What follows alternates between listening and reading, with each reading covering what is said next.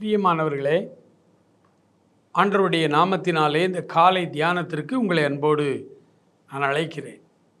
மலை பிரசங்கத்திலே மத்திய 5:7 வசனத்திலே அவர் சொல்லுகிறார், இரக்கம் உள்ளவர்கள் பாக்கியவான்கள், அவர்கள் இரக்கம் பெறுவார்கள். ஆண்டவருடைய வேதம் சொல்லுகிறது, நாம் ஆண்டவருடைய சமூகத்திலிருந்து ஒரு சகாயம், ஒரு ரட்சிப்பு, ஒரு இரக்கம் நாம் பெற்றுக்கொள்ள வேண்டுமானால் நம்முடைய உள்ளம் இரக்கமுள்ள உள்ளமாக இருக்கணும். லூக்கா 1 அதிகாரத்தில் அவர் சொல்லுகிறார், கடவுளுடைய இரக்கம் அவருக்கு பயந்தவர்கள் மேல் தலைமுறை தலைமுறையாக இருக்கிறது.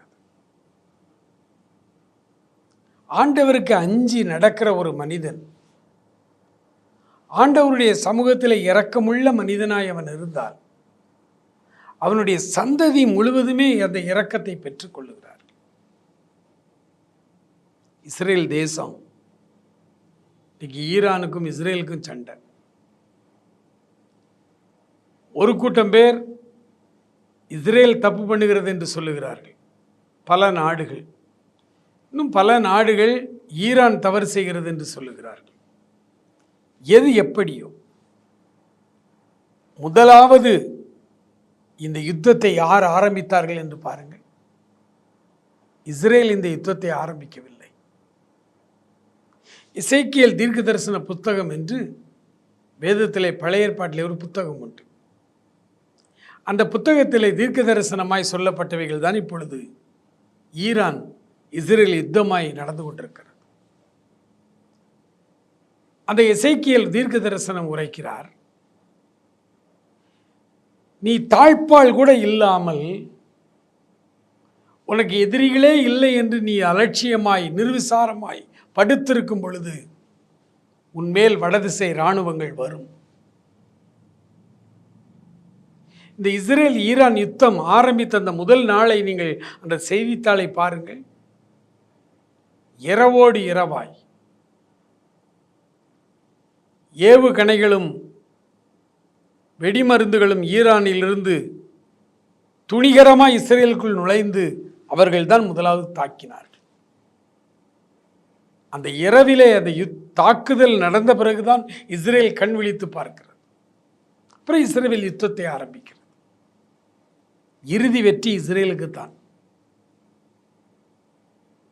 இறுதி வெற்றி எந்த யுத்தம், இது சுதந்திரமடைந்த நாளிலிருந்து, இஸ்ரேல் சுதந்திரமடைந்த நாளிலிருந்து இன்று வரை 7-8 தடவை சண்டை வந்துருச்சு. அரபு நாடுகளுக்கும் இஸ்ரேலுக்கும். இஸ்ரேல் தான் ஜெயிக்கும்.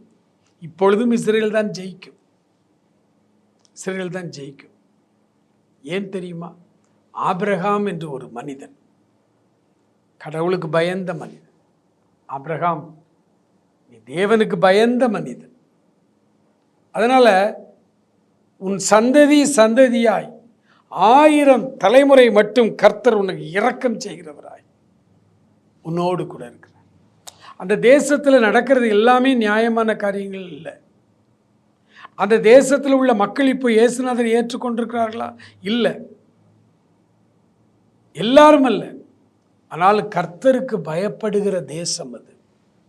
அந்த ஆபிரகாம், இந்த தேசத்தின் முற்பிதா ஆபிரகாம் கர்த்தருக்கு பயந்து நடந்தான். அவன் பெற்றுக்கொண்ட அந்த இரக்கம் தலைமுறை தலைமுறையாக இது வந்து கொண்டே இருக்கிறது. இஸ்ரேலுக்கு முன்பாக யாரும் எதிர்த்து நிற்க முடியும். இந்த காலை வேளையிலே அவருடைய இரக்கத்துக்காய் மன்றாடுவோம். ஆண்டவரே, உம்முடைய இரக்கம் என்னை காப்பாற்றட்டும் என்று சொல்லுங்கள். எத்தனை விரோதிகளுடைய வல்லமை வந்தாலும் நீங்கள் அவருடைய இரக்கம் பெற்றவர்களாய் நீங்கள் தான் ஜெயிப்பீர்கள். ஆண்டவர் உங்களை தன்னுடைய இரக்கத்தினால் நாள் முழுவதும் மூடிக்கொள்ளும்படி உங்களுக்காக நான் ஜெபிக்கிறேன். ஆண்டவர் உங்களை ஆசீர்வதிப்பாராக. ஆமென்.